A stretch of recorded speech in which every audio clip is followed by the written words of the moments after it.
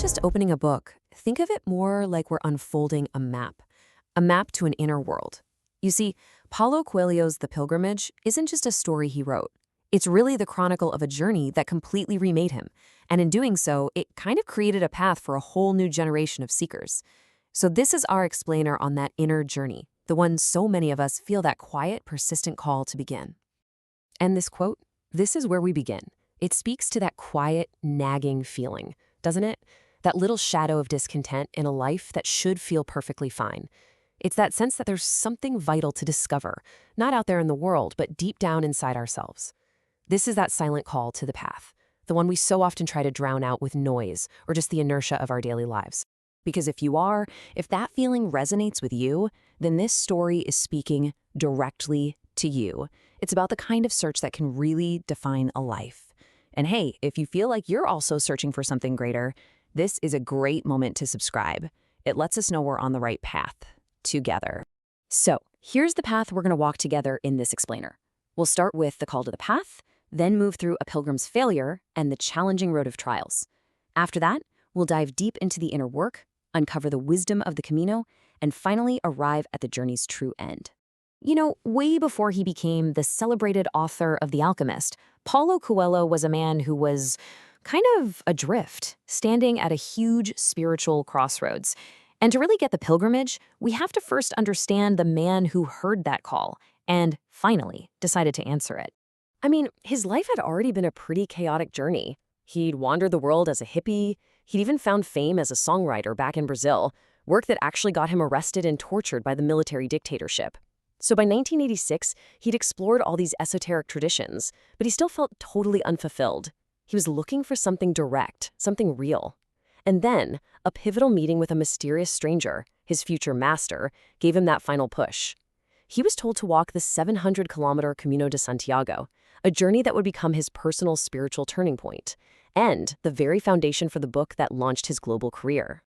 Now, here's what's really fascinating. This legendary pilgrimage, this whole story, it doesn't begin with some grand act of strength or wisdom. No, it begins with a profound, humbling moment of failure. So the story opens at what should have been a moment of absolute triumph. Picture this. On a mountain in Brazil, after years of really hard study and trials, Paulo is at the final moment of his initiation. He is just brimming with confidence, totally poised to be named a master and receive this gleaming new sword that symbolizes all his power. He's part of this mysterious group called the Order of Ram. That stands for Regnus Agnus Mundi, which means the kingdom of the Lamb of the world. And its core beliefs are this trinity of virtues: rigor in your discipline, adoration for the divine and everything, and mercy for yourself and for others. He has just buried his old worn-out sword, a symbol of all the intellectual knowledge he's piled up. He kneels down, expectant, totally ready to receive his new one. But just as his hand extends, his master stops him. He's failed. His pride, his raw eagerness, what his master calls his avidity, has made him unworthy. He wanted the power the sword represented so badly, but he hadn't yet cultivated the wisdom to actually wield it. So the consequence isn't that he's kicked out. It's a new kind of test. He has to find his sword again, but not through secret rituals or more studying. He has to do it by walking the path of the simple folk, the ancient Camino de Santiago.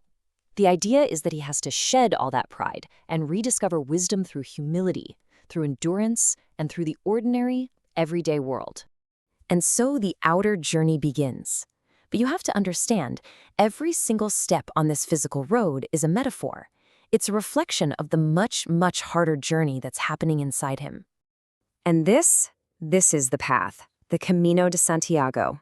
It's like an ancient river of footsteps, stretching 700 kilometers all the way across northern Spain. For over 1,000 years, millions of souls have walked this exact same route, for faith, for penance, or just searching for answers they couldn't find anywhere else. And now, Paulo is one of them. But he isn't sent out there alone. He's assigned a guide, a mysterious man named Petrus. Now, Petrus is a master in the Order of Ram, but he makes zero effort to seem wiser or more important. He just presents himself as another pilgrim, a friend walking the path. He knows the way, absolutely, but he understands that Paulo has to walk it for himself. And the road is just relentless. I mean, there's the sheer physical exhaustion, the gnawing pain of walking day in and day out. But the trials get stranger, more symbolic. He has to climb a treacherous waterfall. He has to face a literal demon named Legion, a manifestation of his own inner darkness that takes the form of a terrifying black dog. But what he learns is that the real battles are always, always internal. Every external obstacle is just a mirror reflecting his own pride, his crippling fear, and his deep self-doubt. And the most crucial lesson of all, true power isn't in some grand miracle. It's right there, on the simple, dusty path of ordinary people. So how does he fight these battles? Well, Petrus doesn't just give him answers. Instead, he gives him tools. He teaches him 11 specific spiritual exercises, the RAM practices, which are designed to build what the book calls a conscious toolbox for navigating your own soul.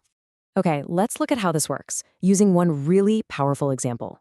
The story brings up a challenge I think we all know a little too well, the inner critic. That voice of cruelty, guilt, and self-doubt that just loves to sabotage our progress. So here's the first tool Petrus gives him, the cruelty exercise. It is deceptively simple. Whenever a cruel, negative thought about yourself or someone else pops into your head, you're supposed to press the nail of your index finger into the skin of your thumb until it hurts. The whole purpose is to transform that invisible, corrosive spiritual pain into a tangible, physical sensation.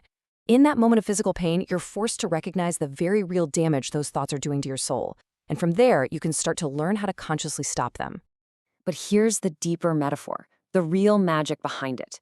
The ultimate goal isn't just to stop negative thoughts. It's to create an empty space inside you, a space that can then be filled with agape, this incredibly powerful, unconditional love. Petrus teaches that agape is the only force strong enough to truly dissolve cruelty, fear, and the ego itself. So that simple physical act becomes a gateway, a practical key to unlocking a profound spiritual state. And that's just one tool in this whole spiritual toolbox.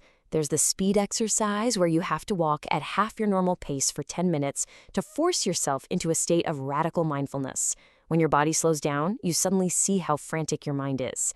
Then there's the seed exercise, a meditation where you physically imitate a seed sprouting to viscerally feel death, rebirth, and growth. And maybe the most intense is the buried alive exercise, a deep visualization that makes you confront death head-on so you can truly appreciate the gift of being alive. Each one is a hands-on technique for spiritual development. So as the journey goes on, all these practical exercises and personal trials, they start to distill down into a larger wisdom. The road itself becomes the teacher, and it reveals a few core, really powerful truths. The whole book is really built on these simple but incredibly potent symbols. The road, well, that's life itself. The sword isn't a weapon. It's your personal truth, your will, your purpose. The master, like Petrus, is a guide who can point the way, but can never, ever walk the path for you. And even the enemy, that demon legion, is shown to be essential. It's a catalyst that forces you to grow stronger. And the Order of Ram itself, well, it stays shrouded in mystery. In the book, it's described as a Catholic sect, but its practices feel so much older, more universal, blending all these different esoteric and pre-Christian traditions. And that ambiguity is totally intentional. It suggests that the true path to wisdom doesn't belong to any one religion, but it's accessible to anyone who's willing to seek it. Okay, now for the real-world impact. Get this. In 1986, the year Paulo Coelho walked the Camino, it was a totally obscure route. According to him, only about 400 people completed the entire pilgrimage that whole year. 400! But after the pilgrimage was published, everything changed. The book became a global phenomenon, and the Camino was transformed from this forgotten path into a major destination for spiritual seekers from all over the world. Coelho didn't just write about a journey, he literally reignited it for millions of people. So, after 700 kilometers of hardship, demons, and all these spiritual exercises, does he find his sword? Yes, he does. But the true end of the journey is the realization of what the sword, and the quest itself, really truly meant all along. And right here, this is the ultimate lesson. This is the secret of the journey. The goal was never to arrive at a church in Santiago. It was never really about finding a physical sword. The entire 700-kilometer pilgrimage was an alchemical process designed to burn away the pride and fear and to reveal the pure gold of the self that was already there, just waiting to be discovered.